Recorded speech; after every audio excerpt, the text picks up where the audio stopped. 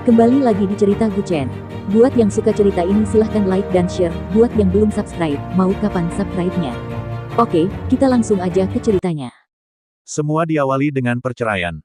Bab 691-695. Ini juga alasan mengapa Yandang Sang menyembunyikannya dari Tuan Gu. Dia sebenarnya berada di tangan Gu Yanzi di tahun-tahun awalnya. Tuan ketiga dari keluarga Gu menjadi mengigau setelah kebakaran, dengan sukarela menyerah untuk memperjuangkan posisi kepala keluarga, dan membubarkan semua kekuatan yang dia ciptakan. Jika tidak, dia sendiri yang akan mengambil keputusan akhir dalam keluarga Gu sekarang. Saat itu, lelaki tua itu juga menganggapnya sebagai penerus berikutnya dan Gu Chen sebagai penerus berikutnya. Dengan adanya ayah dan anak ini, tidak sulit untuk menghidupi seluruh keluarga Gu. Namun setelah kebakaran, istri dan anak Gu Yanzi semuanya tewas. Dia hidup dalam kebingungan. Dia sama sekali tidak peduli dengan urusan keluarga, dan dia bahkan lebih acuh terhadap urusan militer. Dia mulai suka minum, dan bahkan membuat masalah setelah minum. Dia beberapa kali melanggar disiplin militer dengan minum-minum di kamp militer. Jika bukan karena dukungan kuat dari keluarga Gu, dia mungkin sudah lama dipecat, namun kondisinya saat itu tidak cocok untuk terus memimpin tentara. Dia tidak punya pilihan selain mengambil pekerjaan sebagai pelampiasan, minum-minum dan bersenang-senang sepanjang hari hingga membuat dirinya mati rasa. Hingga suatu hari, dia tiba-tiba menghilang secara misterius tanpa mengambil apapun dari keluarga Gu, bahkan uang sepeser pun. Tapi poin terpenting. Yang menghilang di saat yang sama dengannya adalah unit paling elit di antara tiga pasukan saat itu. Sejauh ini, keberadaan tim elit ini dan apakah Gu Yanzi masih hidup selalu menjadi misteri. Banyak orang berspekulasi apakah Gu Yanzi diam-diam mengirimnya untuk memimpin pasukan belajar di luar negeri. Tapi tak seorang pun yang punya otak akan mengatakan ini. Bagaimana mungkin sebuah tim dengan begitu banyak orang dan dipersenjatai dengan peluru tajam pergi ke luar negeri tanpa memberitahu departemen manapun? Setiap keluarga bangsawan mengontrol suatu bagian perbatasan domestik, dan ada mata-mata di mana-mana. Meskipun Tuan Gu sangat mampu, dia tidak dapat melakukan ini.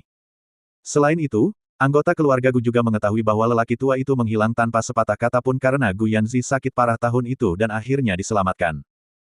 Dia baru saja kehilangan cucunya, dan kemudian kehilangan putranya. Dua orang yang awalnya paling mampu memikul tanggung jawab keluarga Gu menghilang pada saat yang berdekatan, yang hampir menyebabkan lelaki tua itu mati seketika. Meski kekuasaan dalam keluarga kini dikuasai oleh beberapa putra lainnya, namun lelaki tua itu selalu memegang kekuasaan militer dan politik tertinggi di tangannya. Jika Anda memiliki kekuatan militer di tangan Anda tidak akan takut anak-anak nakal di bawah ini membuat masalah. Meskipun keluarga Gu telah menurun dalam beberapa tahun terakhir, selama evaluasi keluarga Gu bahkan tidak dapat menghasilkan master yang baik. Sayangnya tidak ada seorang pun di keluarga Gu yang mau mempelajari seni bela diri yang terakumulasi selama ratusan tahun. Hal ini mengakibatkan keluarga Gu selalu berada di urutan terbawah dalam setiap kompetisi pemilihan keluarga. Lomba seleksi keluarga diperuntukkan bagi keturunan keluarga untuk mengikuti tes fisik bersama.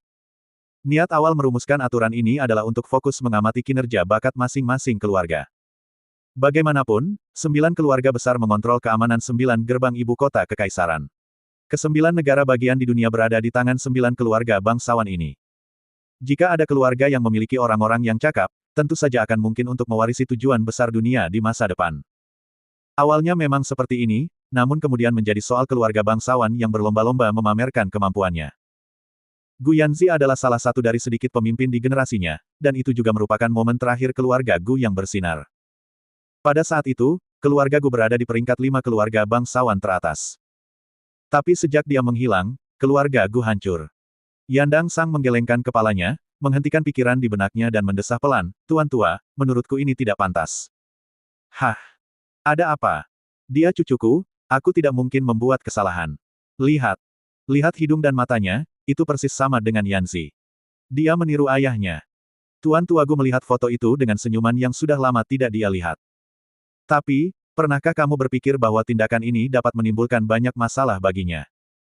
Yandang Sang juga mengatakan apa yang ada di hatinya. Dia telah kehilangan majikan ketiga sebagai temannya, dan dia tidak ingin majikan anak dari ketiga mati lagi. Ketika Tuan Gu mendengar ini, ekspresinya berubah drastis, lelucon yang luar biasa. "Tidak bisakah keluarga Gu melindunginya? Kita tidak perlu melindunginya. Selain itu, apakah dia bersedia melihat ke belakang kembali ke rumah?" Kata-kata Yandang Sang benar-benar menyadarkan Tuan Gu. Ya, jika ini benar-benar cucunya, maka dia telah berkeliaran di luar selama 16 atau 17 tahun. Sungguh luar biasa dia bisa berkembang menjadi seperti sekarang ini tanpa bantuan apapun dari keluarga Gu. Ini membuktikan bahwa dia bisa hidup dengan baik tanpa keluarga Gu dan bisa mendapatkan apa yang dia inginkan. Jadi apa pentingnya dia melihat kembali ke kampung halamannya? Dengan kata lain, dia telah menyembunyikan identitasnya selama lebih dari 10 tahun, mengapa dia sering muncul di hadapan semua orang akhir-akhir ini? Gu Chen kecil berusia 6 tahun saat itu dan sudah memiliki kesadaran dan ingatannya sendiri. Mustahil untuk tidak mengetahui bahwa dia berasal dari keluarga Gu. Dia belum berpikir untuk kembali selama bertahun-tahun, jadi saya rasa dia tidak akan kembali sekarang. Haruskah aku mengundangnya kembali secara langsung?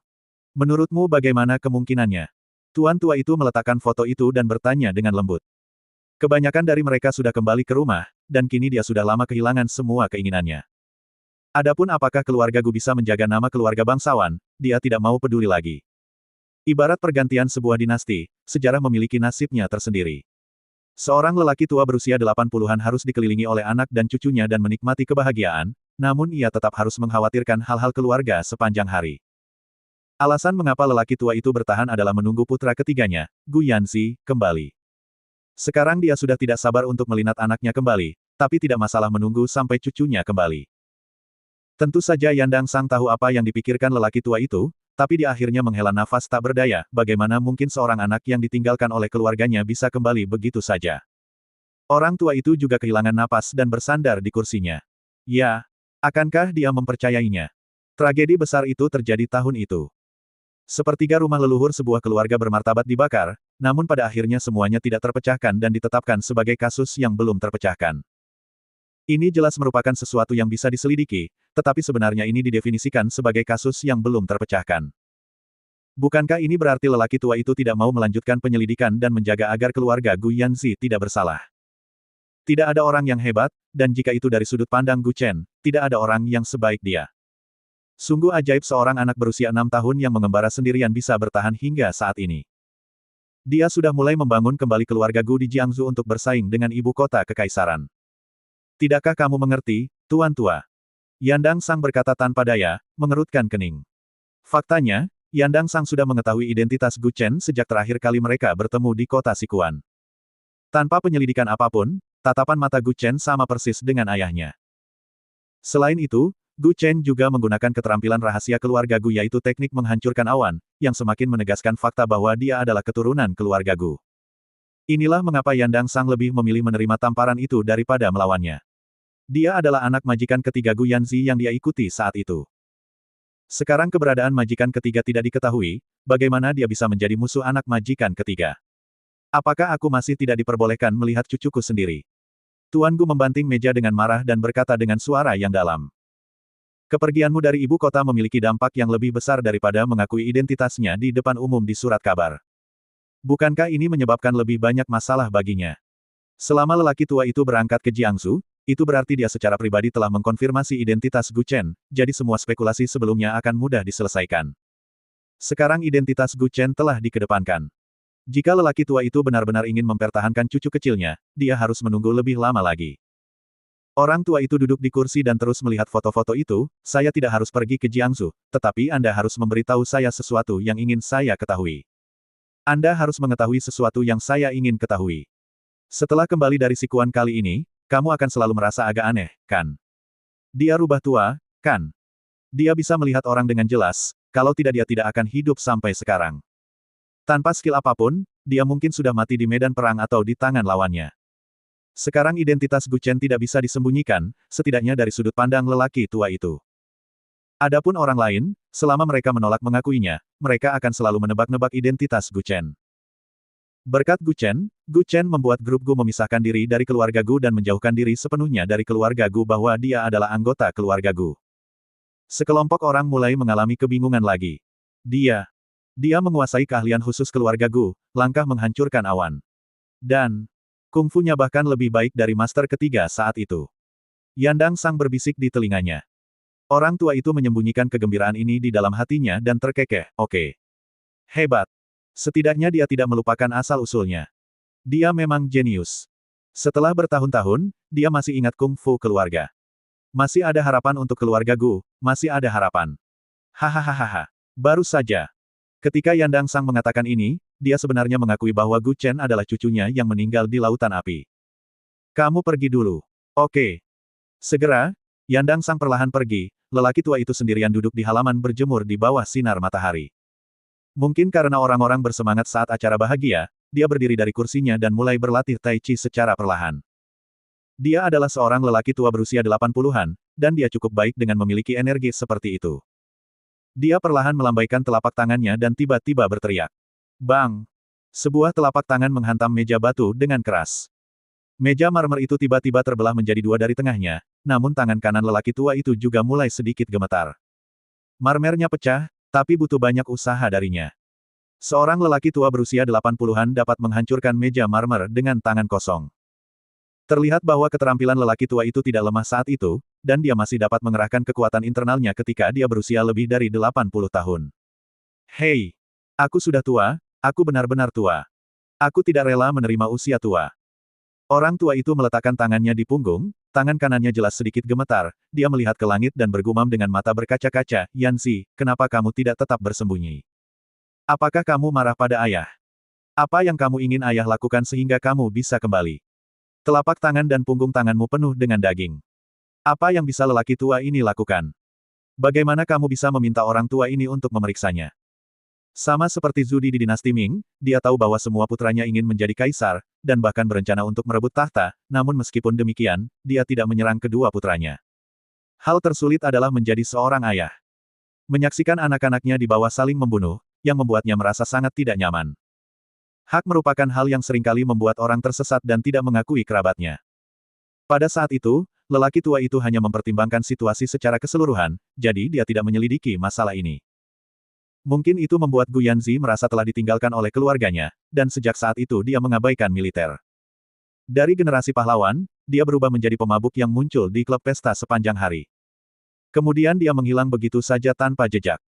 18 tahun berlalu dalam sekejap, dan lelaki tua itu merasa bersalah selama 18 tahun. Jelas tidak ada yang salah dengan keluarga anak ketiga, namun keluarga merekalah yang paling menderita, sehingga lelaki tua itu kemudian menyesal dan tidak punya kesempatan untuk menebus kesalahannya. Di kereta berkecepatan tinggi ke Jiangsu. Gu Chen terus bersandar di bahu Sang Guan Ying, namun seluruh tubuhnya gemetar dari waktu ke waktu. Inilah kelakuan orang yang sedang panik dan takut. Bahkan Sang Guan Ying tidak mengerti. Apakah ada sesuatu di dunia ini yang membuatnya takut? Gu Chen selalu memberikan rasa aman kepada orang-orang. Bahkan ketika dia menghadapi masalah yang tidak dapat diselesaikan oleh orang biasa, dia tidak pernah menunjukkan rasa takut. Api. Apinya besar sekali. Padamkan apinya, cepat padamkan apinya. Ada anak-anak di sini. Gu Chen tiba-tiba terbangun dari mimpinya dan langsung bangun dari bahu Sang Guan Ying. Saat ini, dia berkeringat banyak. Saat dia membuka matanya, semua orang di sekitarnya memandangnya dengan ekspresi ragu. Maksudku sobat, aku bisa mengerti kenapa kamu ngiler melihat kecantikan wanita yang begitu cantik. Kenapa kamu berkeringat begitu banyak? Kamu lemah. Kamu membuatku takut setengah mati. Bisakah kamu mempertimbangkan perasaan orang lain? Kamu tidak naik sendirian di kereta berkecepatan tinggi ini. Suaramu terdengar di gerbong depan dan belakang. Apakah kamu tidak malu karena kamu sudah dewasa dan mengalami mimpi buruk? Ini pertama kalinya aku melihat orang mengalami mimpi buruk saat berada di pelukan wanita cantik wanita di sebelahmu. Apakah dia tidak memberimu 2 suap susu? Menurutku kamu hanyalah seorang anak kecil yang belum dewasa. Menghadapi ejekan dan ejekan orang-orang ini, Sang Guan Ying pun berdiri dan meminta maaf satu persatu. Ini adalah saat semua orang berhenti berbicara dan menjalankan urusan mereka sendiri. Setelah dia duduk, dia tidak menyalahkan Gu Chen, tetapi dengan lembut meraih tangannya dan menghiburnya, apakah kamu berada di bawah terlalu banyak tekanan akhir-akhir ini? Atau, apakah aku menghabiskan terlalu banyak energimu tadi malam? Itu bukan karenamu, ini mimpi burukku sendiri. Gu Chen menggelengkan kepalanya sedikit. Saat ini, dia seperti harimau yang terluka, bersembunyi di pojok dan menyisir area yang terluka sendirian. Apakah mimpi ini, seharusnya menjadi hal terakhir yang ingin kamu pikirkan? Sang Guan Ying bertanya pelan dari samping. Dia jelas merasa bahwa dia memegang tangan Gu Chen dengan sedikit kekuatan. Jika itu orang lain, dia mungkin akan dimarahi. Tidak masalah, hanya saja terkadang aku mengalami mimpi buruk ketika aku tidur terlalu nyenyak. Aku sudah terbiasa. Gu Chen memaksakan senyum dan berkata. Mimpi ini memang sudah ada bersamanya selama lebih dari 10 tahun. Sungguh nyata. Yang lain sangat ingin tidur lebih awal, tetapi dia takut untuk tidur. Dengan kata lain, jika Anda tidak berani tidur nyenyak, Anda pasti akan memimpikannya hal-hal tersebut begitu Anda tertidur. Dalam mimpinya tadi, dia melihat api dari sudut pandang Tuhan. Dia melihat dirinya berjuang di dalam api sebagai seorang anak, dikelilingi oleh api dari segala sisi, dan tidak berdaya, memanggil orang tuanya untuk menyelamatkan dirinya. Pada saat itu, Gu Chen mungkin yang paling ketakutan, paling tidak berdaya, dan paling membutuhkan perlindungan. Kali ini Sang Guan Ying berinisiatif untuk tetap memeluknya, tidak masalah, aku akan tetap tinggal bersamamu. Bahkan jika kamu tidak punya apa-apa suatu hari nanti, aku akan mengikutimu. Jika kamu pergi meminta makanan, aku akan memanggilmu di sebelahmu. Kamu menjual kain perca, aku akan mengambilkannya untukmu dari belakang. Jika kamu tidak punya uang, aku bisa mendukungmu. Aku memberimu harapan dan masa depan, kamu mengajariku kehidupan dan kembang api, kamu menemaniku memulai sebuah keluarga dan memulai bisnis, kamu menemaniku untuk memiliki masa depan yang cerah. Selama aku bersamamu, tidak ada masalah. Setelah ambisiku terpenuhi, aku akan membawamu kembali di pulau itu, dan tidak perlu lagi peduli dengan dunia. Tidak akan ada intrik seperti itu. Saya harap Anda dapat kembali bersama saya saat itu. Aku akan pergi. Bagaimanapun, aku milikmu sekarang, kamu tidak bisa meninggalkanku. Tidak lama kemudian, suara siaran yang tiba di Jiangsu terdengar di radio. Mereka berempat turun dari kereta berkecepatan tinggi satu demi satu. Awalnya mereka berencana untuk kembali seperti ini, tetapi Gu Chen meminta Bai Ying dan Sang Guan Ying untuk kembali dulu. Kami kembali dulu, bagaimana denganmu? Bai Ying menatapnya dan berkata dengan marah. Gu Chen melihat waktu dan melihat bahwa hari sudah malam. Dia berencana pergi ke pinggiran kota untuk mencari lelaki tua itu terlebih dahulu dan mendiskusikan cara menggunakan Ganoderma api. Ada hal lain yang harus kulakukan. Kemudian dia menoleh untuk melihat ke arah Sang Guan Ying dan berkata dengan lembut, seharusnya barang-barang itu sudah sampai di Jiangsu, kan? Dia berencana membangun stasiun di Kabupaten Huaiyang untuk menghubungkan desa Tiancheng dan Jiangsu. Dengan cara ini kita tidak perlu pergi ke desa Tiancheng setiap saat, kan? Sebelumnya, Gu Chen berencana meminta Guan Xin mengelola bahan obat di desa untuknya di Kabupaten Huaiyang. Dia kebetulan akan segera lulus dari perguruan tinggi dan merupakan penduduk lokal di kabupaten tersebut pikirkan saat ini. Selain itu, Kabupaten Huaiyang dan Jiangsu tidak terlalu berjauhan, jadi Gu Chen dapat turun dan memeriksanya kapan saja. Mendirikan perusahaan bahan obat di daerah tersebut untuk dijadikan sebagai stasiun transfer antara daerah tersebut dan Jiangsu. Mungkin perekonomian Kabupaten Huaiyang dapat digerakkan oleh perusahaan bahan obat ini. Saya telah menemukan kandidat yang cocok, dan kamu akan bisa pergi ke Kabupaten Huaiyang untuk membuka cabang dalam beberapa hari. Sang Guan Ying merasa sedikit putus asa ketika dia mendengar berita itu. Dia pikir dia telah memikirkan ide bagus lainnya untuk Gu Chen, tetapi dia tidak menyangka bahwa dia sudah memikirkannya. Oke. Saya bisa pergi ke kota kabupaten untuk memeriksanya dalam beberapa hari. Ayo investasikan 10 juta untuk mendirikan cabang di sana dulu. Dia mengangguk dan berkata dengan lembut. 10 juta, di sebuah tempat kecil dengan rata-rata per kapita lebih dari 1.000 yuan, perusahaan ini cukup untuk menduduki peringkat teratas di wilayah tersebut. Jika Gu Chen dalam sudut pandang Guan Xin, dia pasti lebih suka menjadi kepala ayam daripada ekor burung phoenix. Guan Xin lebih suka pergi ke Kabupaten Huaiyang untuk membangun daerahnya daripada tinggal di Jiangsu di mana persaingan sangat ketat. Kalau begitu kamu kembali dan memasak untuk semua orang dulu. Gu Chen menepuk bahunya dan berkata dengan lembut. Kalau begitu kamu kembali lebih awal, aku akan siap dan menunggumu. Ekspresi Sang Guan Ying melintas dan dia berkata sedikit khawatir. Tidak apa-apa, aku hanya pergi untuk melakukan beberapa tugas. Aku pasti akan kembali sebelum gelap. Setelah menjelaskan masalahnya secara singkat, Gu Chen juga pergi dengan mobil. Dia naik taksi ke Linjun Pavilion Club. Saat masuk ke dalam klub, ia masih disambut oleh dua pramugari wanita lulusan perguruan tinggi. Saya harus mengatakan bahwa Qiu Yue sangat pandai bermain. Dia menetapkan bahwa setiap orang harus memakai stoking saat berangkat kerja, dan itu harus stoking abu-abu dan stoking hitam. Tahukah Anda, ini adalah klub swasta. Kecuali banyak orang yang datang ke klub untuk membicarakan bisnis pada waktu tertentu, pada dasarnya tidak ada yang datang ke sini pada waktu biasa. Kalaupun ada, hanya ada sedikit. Untuk membangun klub ini, Gu Chen ingin membuat fasad di Jiangsu. Biarkan mereka yang ingin datang ke Jiangsu untuk mencari jati diri bisa datang langsung ke Linjun Pavilion Club. Dengan begitu, hanya Gu Chen yang sering datang ke klub ini. Semuanya sepatu hak tinggi, kaki panjang, dan stoking hitam. Bukankah ini cocok dengan kesukaannya? Dalam hal mengurus rumah, Sang Guan Ying adalah orang yang paling bebas dari rasa khawatir. Dalam hal memahaminya dengan baik, Qiu Yue seperti cacing gelang di hati Gu Chen. Dan kebanyakan orang yang datang ke klub tidak akan bertemu dengan pramugari yang mengenakan stoking hitam untuk menyambut mereka. Hanya ketika Gu Chen datang ke tempat kejadian secara langsung, semua salam ini akan keluar sekaligus. Mungkin dia juga tahu bahwa Gu Chen adalah wajah Jiangsu sekarang. Selama dia bisa menjalin hubungan dengannya, pada dasarnya dia akan bisa makmur di masa depan. Jangankan menikah dengannya, hanya menjalin hubungan kecil dengannya, banyak orang yang akan berbondong-bondong mendatanginya. Meskipun resepsi ini sangat indah dan sosoknya sangat bagus, dan semua orang ingin menerekamnya setelah melihatnya, tetapi Gu Chen benar-benar tidak berniat memandangi wanita cantik itu untuk kesenangan. Tuan Muda Gu, apakah Anda di sini untuk makan malam? Seorang wanita cantik berambut panjang di depan, mengenakan seragam profesional, stoking hitam, dan sepasang sepatu hak tinggi terkekeh. Tak perlu dikatakan, penampilannya memang cukup menawan. Mungkin profesi pramugari memiliki standar penampilan yang lebih tinggi. Kalau nilainya 10, orang yang menerimanya seharusnya bisa mendapat nilai 7. Tahukah Anda, penampilan luar biasa Qiu Yue hanya 8 atau 9 poin. Tidak peduli betapa cantiknya seorang wanita, pada dasarnya tidak ada yang bisa mencetak 10 poin. Qiu Yue telah mengatur begitu banyak wanita cantik di wilayahnya. Apakah dia benar-benar tidak takut mengancam statusnya? Jika bosnya bukan Gu Chen, tapi lelaki tua mesum lainnya, bukankah dia akan segera tidak disukai lagi? Jika aku tidak mau makan, aku akan mencari Nona Qiu. Gu Chen mengangguk dengan sopan dan berkata. Gadis ini tidak terlalu mengganggu Gu Chen. Lagi pula, tidak semua orang bisa melakukan hal sebesar itu. Terkadang bukan hanya sekedar cantik, kamu juga harus mampu. Apakah ada kekurangan keindahan di dunia ini? Pastinya tidak ada kekurangan.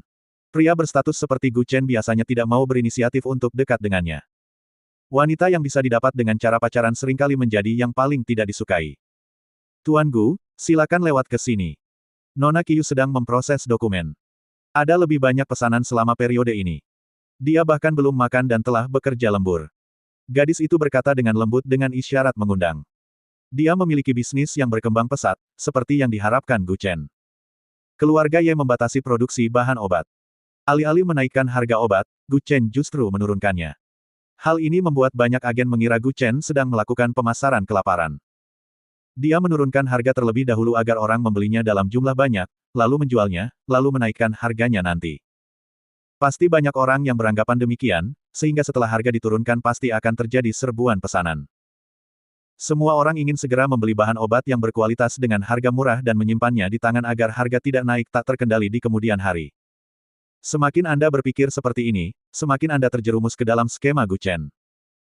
Orang-orang ini berpikir untuk menimbun dan menunggu harga naik sebelum menjualnya untuk mendapatkan keuntungan besar, tetapi Gu Chen tidak berniat menaikkan harga sama sekali, dan kemudian bahan obat di tangan mereka akan menjadi berlebihan. Sama seperti perburuan garam di masa lalu, beberapa orang menjual beberapa ton garam dan menyimpannya, mengira garam akan menyebabkan gelombang kenaikan harga yang besar, namun harga segera terkendali. Bukan saja harga garam tidak meningkat, tetapi harga garam menjadi sedikit lebih murah dibandingkan sebelumnya. Pedagang garam itu langsung kebingungan. Mereka membeli beberapa ton garam dan tidak bisa menjualnya meski merugi.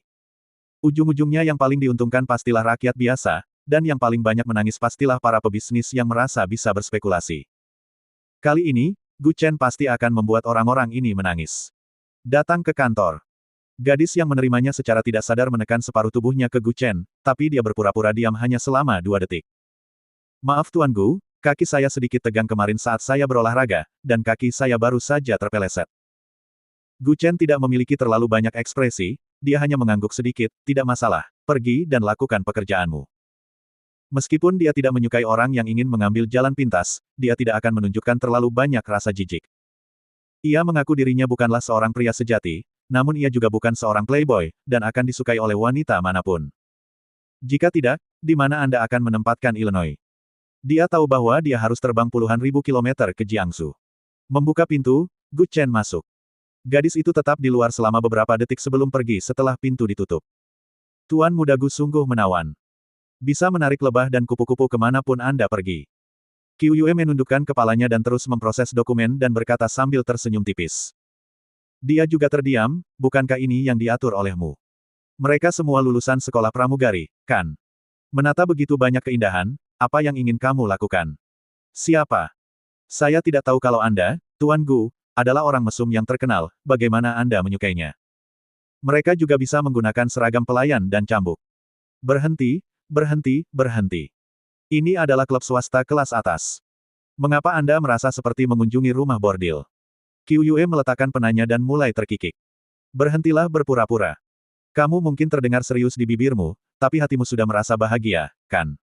Lihat. Wanita ini sangat memahami pria. Gu Chen merasa transparan di hadapannya. Meskipun melihat keindahan itu enak dipandang dan akan membantu memperpanjang umur, tetapi kamu memiliki begitu banyak keindahan, apakah kamu ingin aku panjang umur, atau kamu ingin aku mati muda? Gu Chen tersenyum tipis, kemudian, dia berteriak dengan suara yang dalam ke posisi tertentu di kaca di luar pintu, apakah kamu sudah cukup mendengar? Pergilah, kamu tidak penakut, aku tidak bisa bahkan berbicara di sini. Beranikah kamu menguping? Gu Chen segera membuka pintu dan melihat gadis yang menunggunya berdiri di belakang pilar. Aku akan turun sekarang juga. Kata gadis itu sambil tersenyum malu. Jangan bicara apakah kacanya kedap suara atau tidak. Intinya adalah jika seseorang berdiri 6 atau 7 meter dari pintu, dia masih bisa mendengarnya. Dan demi privasi, dekorasi di sini semuanya terbuat dari kaca kedap suara, bahkan Gu Chen mencobanya dan memainkan lagu di dalam kamar sambil berdiri di tempat gadis itu berada. Saya tidak dapat mendengar apapun. Bahkan jika saya berteriak di dalam kamar, saya tidak dapat mendengarnya di luar. Kembali ke kamar. Soalnya, yang kubesarkan di sini bukanlah vas. Masing-masing memiliki kemampuan melebihi orang biasa. Ada yang punya pendengaran luar biasa, ada yang punya penglihatan luar biasa, dan ada juga yang tahu keterampilan pengobatan kuno dan bisa masuk ke tempatku, bahkan bukan orang biasa bisa masuk. Apakah menurutmu gaji 50.000 yuan sebulan itu gratis? 50.000. Gu Chen tercengang. Teman baik, jangan bicara tentang apakah orang-orang ini dapat menggunakannya setiap hari. Di klub kecil ini, tidak banyak orang yang datang pada hari kerja. Ada begitu banyak orang yang mampu dan orang asing di sini, dan setiap orang digaji 50,000 yuan. Tidak peduli seberapa kaya Anda tidak bisa menjadi seperti ini. Dasar perempuan jalang yang hilang, cepat atau lambat dia akan mendapatkannya kembali darimu. Biarkan dia mendapatkannya sendiri. Beberapa orang memiliki indera penciuman yang luar biasa. Mereka dapat mengklasifikasikan berbagai bahan obat berdasarkan baunya, dan mereka juga dapat mengklasifikasikan kualitas bahan obat berdasarkan baunya. Dan saya mengenal orang-orang ini secara menyeluruh, dan mereka benar-benar dapat diandalkan. Jika Tuan Gu hanya ingin berkembang di Jiangsu, tentu saja, orang-orang ini tidak diperlukan, tetapi jika Anda ingin berkembang seperti seluruh negara dan seluruh dunia, Anda masih dapat menggunakan orang-orang ini untuk saat ini. Qiu Yue memeluknya dan tersenyum ringan, tapi kali ini ada keributan besar di Yusu. Kejadian ini, tidak mungkin Tuan Gu tidak memanjat, kan? Kamu tahu segalanya. Gu Chen juga tersenyum canggung dan berkata. Seluruh negeri tahu bahwa Tuan Muda Gu telah muncul di Jiangsu. Kamu menjadi terkenal kali ini, tetapi masalah akan menyusul. Pernahkah kamu memikirkannya? Ada pepatah yang mengatakan bahwa jika Anda ingin memakai mahkota, Anda harus menanggung bebannya. Sekarang Gu Chen telah meninggalkan cara sederhana sebelumnya dan secara terbuka muncul di depan keluarga kaya dengan profil tinggi, dia harus menyadari resikonya. Aku sudah melakukannya, apalagi yang perlu dipikirkan. Gu Chen merentangkan tangannya dan terkekeh, ngomong-ngomong, apakah pesanannya meningkat banyak akhir-akhir ini? Qiu Yue mengambil setumpuk kertas tebal dan meletakkannya di atas meja, setelah Anda menurunkan harga, pesanannya banyak sekali. Ribuan pesanan belum diproses. Haruskah saya menyetujuinya? Anda, bos besar, beri saya ukurannya. Haruskah saya menyetujuinya atau tidak?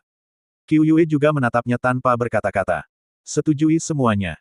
Setujui pesanan sebanyak yang ada, dan beritahu mereka untuk memberitahu mereka bahwa stok di gudang tidak banyak. Jika Anda membutuhkannya, datanglah sesegera mungkin. Kamu benar-benar berwajah pencatut. Qiu Yue menggelengkan kepalanya sedikit, jadi, apakah kamu berencana menaikkan harga nanti? Gelombang pemasaran kelaparan ini penuh dengan orang. Jika kamu menaikkan harga sekarang, aku khawatir akan menghasilkan banyak uang. Dengan menjual bahan obat ini dengan harga yang sedikit lebih murah, banyak pengedar mengira Gu Chen sedang merencanakan gelombang kenaikan harga berikutnya. Bahan obat Ye pasti tidak ada yang salah, dan kualitasnya juga sangat bagus. Mereka juga akan dikenal luas setelah diperkenalkan ke apotek swasta. Saat itu masyarakat awam akan mengenali bahan obat ini, dan harganya akan dinaikkan satu persatu. Selama obatnya manjur, meski harganya dinaikkan 20%, semua orang akan tetap membelinya. Memang harus mengeluarkan uang lebih, tapi semua orang tetap berharap bisa membeli bahan obat yang praktis dan bagus. Selama Gu Chen menaikkan harga, pasti akan jauh lebih murah bagi pengedar obat. Jika tebakannya benar, sebagian besar pesanan ini pasti datang dari pengedar obat. Berharap saja begitu harga naik di sini, ketika semua apotek tidak bisa mendapatkan barangnya, orang-orang ini akan keluar untuk menjualnya dengan harga tinggi dan mendapat untung dari selisihnya. Tidak ada kenaikan. Tetap jual dengan harga asli. Mungkin Qiu Yue juga menebaknya dan tidak bisa menahan senyum jahat. Hei, kamu. Para pengedar obat itu mungkin sangat membencimu. Itu urusan mereka. Saya tidak menghasilkan uang dari hal yang tidak masuk akal ini. Gu Chen bangkit dari sofa dan berdiri, ngomong-ngomong, Sang Guan Ying meninggalkan sesuatu di sini untukmu, aku akan mengambilkannya. Sudah siap. Qiu Yue menjentikkan jarinya, dan tak lama kemudian terdengar suara sepatu hak tinggi di luar pintu. Orang yang membuka pintu adalah gadis yang menerima Gu Chen sebelumnya. Qiu Yue juga pernah mengatakan sebelumnya bahwa pendengarannya jauh melampaui pendengaran orang biasa. Dia bisa mendengar apapun yang dia katakan di ruangan itu hanya dengan menjentikkan jarinya. Lalu bukankah dia juga mendengar apa yang dia katakan di ruangan itu? Jika seseorang menyebarkan berita tersebut dan para pengedar obat tersebut berhenti menimbun dan mulai membatalkan pesanan secara besar-besaran, bukankah hal itu akan menyebabkan dia mengalami kerugian lagi? Jangan khawatir, orang-orangku benar-benar dapat diandalkan. Qiu Yue duduk di sofa dan menatap Gu Chen dengan tatapan menawan. Kakinya yang indah bertumpu pada sofa membuat darah orang mendidih. Gadis ini juga masuk dengan sepatu hak tinggi sambil memegang piring yang dilapisi kain merah. Jangan khawatir Tuan Gu, pendengaran saya lebih baik dari orang biasa, tapi saya juga punya keahlian khusus, yaitu saya hanya mendengar apa yang perlu aku mendengarnya. Aku seharusnya tidak mendengarkannya, dan aku bahkan tidak bisa mendengarnya. Kuharap begitu. Gu Chen sedikit mengangkat sudut mulutnya, tetapi ada tatapan mematikan di matanya. Yang paling dia benci adalah pengkhianatan. Jika seseorang menikamnya dari belakang, tidak peduli siapa itu, dia tidak akan pernah memberi orang lain kesempatan untuk mengucapkan sepatah kata pun. Setelah membuka kain merah, ada 10 ganoderma api berkualitas tinggi di dalamnya. Jelas sekali bahwa Sang Guan Ying telah memilihnya terlebih dahulu. Meskipun lelaki tua itu agak tidak bisa diandalkan, keterampilan yang dia ajarkan padanya adalah asli. Dalam waktu singkat, Sang Guan Ying mampu membedakan mutu dan kualitas bahan obat. Sekarang dia hanya ingin membawa ganoderma api ke pinggiran kota dan berdiskusi dengan lelaki tua itu ramuan apa yang bisa dimurnikan dengan menggunakan ganoderma api sebagai bahan baku obat. Aku pergi dulu. Kata Gu Chen lembut sambil memasukkan 10 ganoderma api ke dalam kantong plastik. Qiu Yue tidak bisa menahan diri untuk tidak bercanda, Tuan Muda Gu benar-benar tidak merasa kasihan dengan sesuatu yang bernilai 10 miliar. Biarpun nilainya 100 miliar, itu hanya ramuan obat di mataku. Setelah mengatakan itu, dia melambaikan tangannya dan berjalan keluar pintu. Tuan Shen, pemuda terkenal di kota Hangzhou, dianggap bodoh dalam perkataannya. Dia membeli ganoderma api ini seharga 10 miliar, dan pada akhirnya uang itu masuk ke dompet Gu Chen. Sebuah catatan sejarah. Satu-satunya yang bisa mengubah keadaan keluarga Shen adalah orang ini. Melihat keluarga Shen di Hangzhou dalam sekejap mata. Karena setelah kejadian kemarin, Shen Lang kembali ke Hangzhou dalam keadaan malu. Dari kemarin hingga sekarang, dia pada dasarnya tidak meninggalkan rumah. Dan masalah ini sudah menyebar di kalangan keluarga kaya di Hangzhou. Teman-teman dari kota Aorus Hill secara khusus menelepon untuk menyampaikan belasungkawa. Faktanya, mereka datang ke sini untuk mengejek. Pembelian ganoderma api senilai 10 miliar ini awalnya untuk menyenangkan keluarga Ye dan digunakan sebagai hadiah pertunangan untuk pernikahan kedua keluarga. Siapa sangka, setelah uangnya habis, barang tersebut masih tersedia banyak. Sekarang bahkan jika keluarga Shen memberikan ganoderma api ini kepada keluarga Ye Dongqing mungkin tidak akan menghargainya. Mengapa menyetujui pernikahan hanya demi keluarga Shen? Ini juga merupakan saat terburuk Shen Lang diintimidasi. Lobi villa keluarga Shen di Hangzhou. Semua orang mengira Shen Lang menyia-nyiakan 10 miliar dengan sia-sia dan pasti akan dimarahi ketika dia kembali ke rumah. Namun kenyataannya, tidak ada satupun keluarga yang menyebutkan masalah ini sama sekali setelah kembali ke rumah. Bisakah kamu memperhatikanku? Kakek, biar ku beritahu, aku tidak bisa menelan penghinaan ini. Anak itu harus mati. Jika aku tidak menghadapinya, aku tidak akan bisa bertahan di dalam lingkaran. Shen Lang duduk di meja makan dan akhirnya dia berbicara. Sebuah keluarga besar duduk di meja dan makan. Meskipun dia tidak menyalahkan Shen Lang, suasananya sangat aneh dan menakutkan. Tidak ada seorang pun di meja itu yang berbicara, semua orang menundukkan kepala saat makan, bahkan orang tuanya tidak berkata apa-apa. Logikanya, karena dia baru saja kembali setelah kehilangan 10 miliar, setidaknya dia harus memarahinya, kan? Sebaliknya, suasananya sangat sepi. Dari kemarin hingga hari ini, tidak ada pergerakan dari seluruh keluarga, yang membuat Shen Lang merasa sedikit tidak nyaman. Orang tua itu menundukkan kepalanya sambil memakan iga dan berkata dengan dingin, jika kamu tidak bisa menelannya, telanlah sekuat tenaga.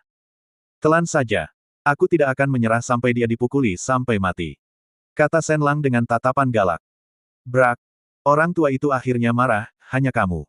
Kamu bahkan tidak tahu seberapa jauh kekuatanmu dari orang lain.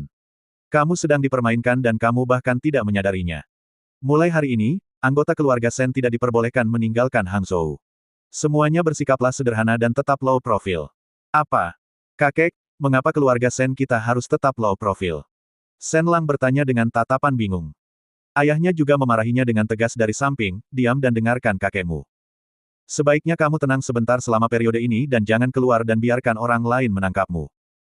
Pada akhirnya, jangan pergi ke klub dan tempat kelas atas untuk saat ini, tunggu sampai pusat perhatian berlalu. Pusat perhatian? Pusat perhatian apa? Jelas sekali, orang-orang ini menyembunyikan sesuatu darinya.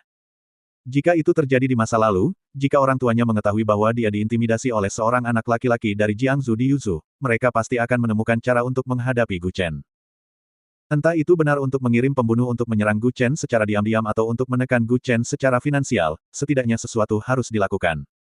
Tapi sekarang sangat sepi, tidak ada gerakan sama sekali. Keluarga Cao dalam masalah. Orang tua itu meletakkan sumpitnya dan berkata dengan lembut. Shen Lang terkejut ketika mendengar ini, keluarga Cao. Kemalangan macam apa yang bisa menimpa keluarga Cao? Saya telah berkumpul dengan keluarga Cao bulan lalu. Mungkinkah keluarga mereka masih kekurangan uang? Mereka menyinggung orang-orang di luar. Mungkin kali ini akan sedikit sulit, jadi tetaplah bersikap low profile agar tidak mendapat masalah. Keluarga Cao adalah keluarga bangsawan, dan pangkatnya lebih tinggi daripada keluarga Gu. Ini adalah keluarga peringkat keempat di antara 9 keluarga bangsawan di ibu kota kekaisaran. Bahkan jika keluarga Gu berada di depan keluarga Cao, mereka harus menjaga ekornya di antara kedua kaki mereka. Kakek, apakah kamu bercanda? Siapa yang bisa menyentuh keluarga Cao? Shen Lang berkata masih tidak percaya. Orang tua itu berteriak untuk pertama kalinya, apakah menurutmu keluarga itu begitu kuat sehingga tidak dapat digoyahkan? Ada banyak orang yang berada di atas keluarga bangsawan, apalagi di luar negeri, masih banyak kekuatan di negara yang tidak mampu disinggung oleh keluarga Cao. Kali ini, saya khawatir keluarga Cao harus kehilangan pasukannya dan kehilangan jenderalnya lagi. Ini bukan jumlah uang yang kecil untuk membayar masalah ini. Anda sebaiknya tenang untuk saya. Ini adalah pertama kalinya dalam lebih dari 20 tahun Shen Lang melihat kakeknya marah.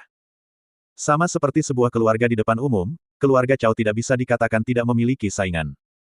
Dalam peringkat keluarga global, keluarga Cao bahkan tidak berada di 50 besar. Tak satu pun dari mereka masuk. Dan kali ini, keluarga Cao tidak hanya menyinggung keluarga tersembunyi, tetapi juga banyak keluarga di luar negeri.